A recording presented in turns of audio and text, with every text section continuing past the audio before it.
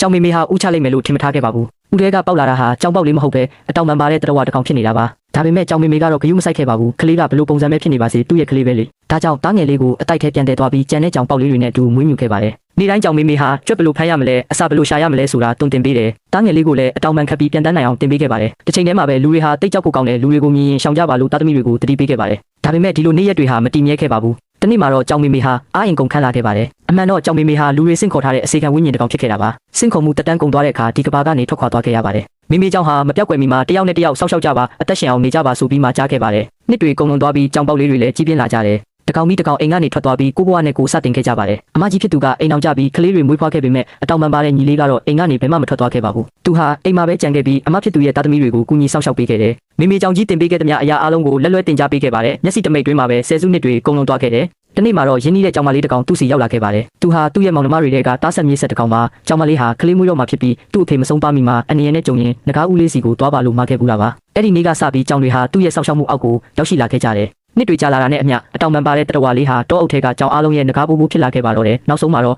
လက်သူငယ်တစ်ကောင်ကအမှန်တရားကိုဖွင့်ဟလိုက်ပါတယ်။သူဟာကြောင်တစ်ကောင်မဟုတ်ပဲမိတောက်တွေမှုတ်ထုတ်နိုင်တဲ့ငကားတစ်ကောင်ဖြစ်နေတာပါ။ငကားပိုးပိုးကကြောင်တွေကိုပြောပြခဲ့ပေမဲ့ကြောင်တွေကသူ့ကိုပို့ပြီးတန်ရောစင်တွေ့သွားခဲ့ကြပါတယ်။မင်းပါပဲဖြစ်ဖြစ်ဂယုမဆိုင်ဘူးမင်းဟာငါတို့ကိုပြုစုပြောထောင်ပေးခဲ့သူအသက်ရှင်ရည်တည်နိုင်အောင်တင်ပေးခဲ့တဲ့ငါတို့ရဲ့မိသားစုပဲမဟုတ်လားအဲ့ဒီအချိန်ကစပြီးငကားပိုးပိုးလည်းဒီအမှန်တရားကိုလက်ခံလိုက်ပါတယ်ဒီကြောင်လေးတွေဟာသူ့ရဲ့မိသားစုဖြစ်ပြီးသူတို့ကိုကာကွယ်ဖို့ဟာသူ့ဘဝရဲ့ရည်မှန်းချက်ဖြစ်လာခဲ့ပါတယ်ဒါပေမဲ့အေးချမ်းမှုဆိုတာမတည်မြဲပါဘူးတနေ့မှာတော့ငကားပိုးပိုးဟာကြောင်လေးတွေကိုလူတွေကတက်ဖြတ်ထားတာကိုတွေ့လိုက်ရပါတယ်အမဲလိုက်သမားချို့ဆိုရင်အရေခွန်ရောက်မှုအတွက်ကြောင်တွေကိုသူ့မျက်စိရှိမှတင်အရေခွန်တော့နေကြတာပါဒီမှာတင်ငကားပိုးပိုးဟာဘဝမှာပထမဆုံးအကြိမ်ဖြစ်ဒေါသထွက်သွားခဲ့ပါတယ်ပူပြင်းတဲ့မီးပေါက်ကွဲထွက်သွားပြီးကြောင်တွေကိုနာကျင်အောင်လုပ်ခဲ့တဲ့သူအားလုံးပြာကျသွားခဲ့ရပါတယ်အဲ့ဒီနောက်သူဟာလူတွေရဲ့ဘရင်နိုင်ငံထက်စီကိုပြန်တန်းသွားပြီးတစ်ကမ္ဘာလုံးကိုတတိပေးလိုက်ပါတယ်ကြောင်တကောင်ကောင်ကိုနာကျင်အောင်လုပ်တဲ့သူမှန်သမျှတည်တယ်မဲ့တဲ့ဒါပေမဲ့လူတွေကသူ့တတိပေးချက်ကိုလျှို့ရှုခဲ့ကြပါတယ်အဲ့ဒီအစားသူ့ကိုအမဲလိုက်ဖို့တက်မတော်ကြီးကိုစူးစီးခဲ့ကြပါတယ်ငကားပိုးပိုးကငကားမီတောက်တစ်ချက်ထဲနဲ့အဲ့ဒီတက်မတော်တစ်ခုလုံးကိုပျောက်ကွယ်သွားအောင်လုပ်ပစ်လိုက်တယ်အဲ့ဒီအချိန်မှာသူ့ကောင်းတဲ့ကိုထောက်လန့်စရာတွေတစ်ခုဝင်လာခဲ့ပါတယ်လူသားမျိုးနွယ်တစ်ခုလုံးကိုပါရှင်းလင်းပြရမလားဆိုတာပါပဲဒါပေမဲ့အဲ့ဒီအချိန်မှာပဲရင်းနှီးနေတဲ့ကြောင်ပေါက်လေးတစ်ကောင်ရောက်လာခဲ့ပါတယ်ဒီကြောင်လေးစီမှာသူ့မိသားစုရဲ့အနံ့အသက်တွေပါလာခဲ့တာပါအဲ့ဒီကြောင်ပေါက်လေးဟာလူသားမင်းကလေးတစ်ကောင်ကိုကာကွယ်ဖို့သူ့အသက်ကိုစွန့်စားနေတာပါပဲအဲ့ဒီမြင်ကွင်းကမေမေကြောင်ကြီးစကားကိုတတိယသွားစေခဲ့ပါတယ်လူဆိုးတွေရှိတယ်လို့စိတ်ကောင်းရှိတဲ့လူတွေလည်းရှိတာပဲဆိုတာပါပဲနောက်ဆုံးမှာတော့ငကားပိုးပိုးဟာလူသားတွေကိုဖျက်ဆီးမဲ့အကြံကိုဆွတ်လွတ်လိုက်ပါတယ်နောက်တော့သူ့ရဲ့မြေးကြောင်လေးတစ်ကောင်ပျောက်ဆုံးသွားခဲ့ပြန်ပါတယ်ငကားပိုးပိုးဟာငကားမူလပုံစံပြန်ပြောင်းပြီးမင်းနေပြီးတော့စီဆင်းသက်သွားခဲ့ပါတယ်နေရာအနှံ့ရှာဖွေပြီးတဲ့နောက်လူအုပ်ကြီးရဲ့အလဲမှာပျောက်ဆုံးနေတဲ့ကြောင်ပေါက်လေးကိုတွေ့ရှိသွားခဲ့ပါတယ်